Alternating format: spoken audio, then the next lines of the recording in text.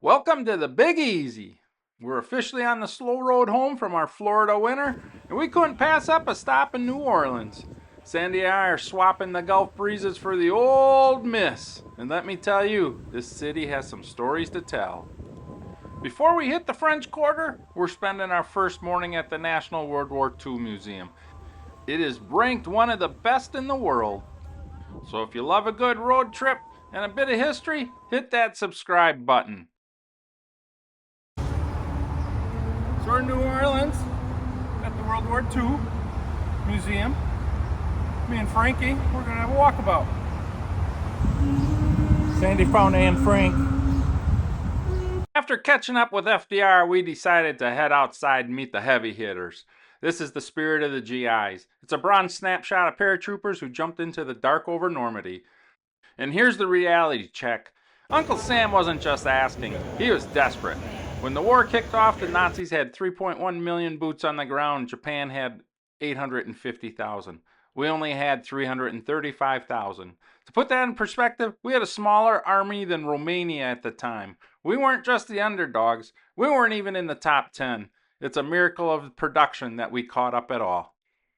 Now this right here is a story every sports fan needs to hear. Meet Jack Yoshihara. In 41, he was the star of Oregon State football team. They just punched their ticket to the Rose Bowl, but then Pearl Harbor happened and everything changed. Because of his Japanese-American heritage, the FBI showed up at the practice field and told Jack he wasn't allowed to travel to the game.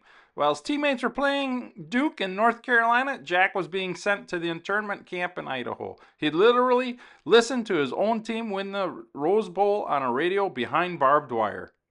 He didn't get his championship ring that year. He didn't even get it the next year. It took 43 years for justice to catch up. In 1985, his teammates in the university finally set things right and presented him with his Rose Bowl ring. It's a heavy reminder that while the arsenal of democracy was winning the war abroad, we still had some serious work to do here at home. Let's take a second for this one. If you ever needed proof that 42 is a completely different planet, here it is. This is a hunting license. No, it's not for deer. It's a pretty raw example of the propaganda used to dehumanize the enemy back then. It's definitely not something you'd find in the gift shop today, but that's the point of a museum like this. It doesn't just show the medals of the glory, it shows the grit and the uncomfortable reality of how a nation had to think to survive in a total war. It's a heavy reminder how far we've come. 1,000 American soldiers, nearly 90,000 casualties. But now, the road to Berlin is open. We start with the only known to God cross. It's a sobering reminder of the thousands of families who never got a phone call home, leaving only a name, or lack of one. Etched in stone, it really puts your own problems into perspective. Then you see Annie Frank. Most of us read her diary in school, but seeing her here, surrounded by the machinery of the war, that makes it entirely too real. She's the face of millions of stories that were cut short. And finally, the stolen art. This is what the Monuments Men were all about, rescuing the literal soul of Europe from the Nazis. Because what's a world worth saving if you lose all the beauty and culture that makes us human? To wrap things up, you have to see the Boeing Center. They've got actually warbirds, Avengers, Dauntless, even a B-17 hanging from the ceiling like the world's most dangerous baby mobile. It's an engineering marvel just getting them in here, let alone looking up at them. Look, if you're coming here, plan at least 4 hours. We barely scratched the surface, and honestly, by hour 3, our museum legs really started to kick in. It's a massive amount of info to process, but it's easily one of the best museums in the world. Put it on your bucket list. But then there's a limit on how much history one man can take on an empty stomach.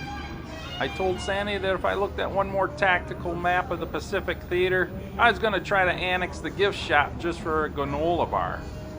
We're going to take one last look at some of the faces of the brave men and women of World War II. And another creative look at that Boeing 17 with an aerial view of showing the pilots and the bombardier. So we're going to call it truce in the history books. We're heading over to Lucy's Retired Surfers Bar and Grill for lunch.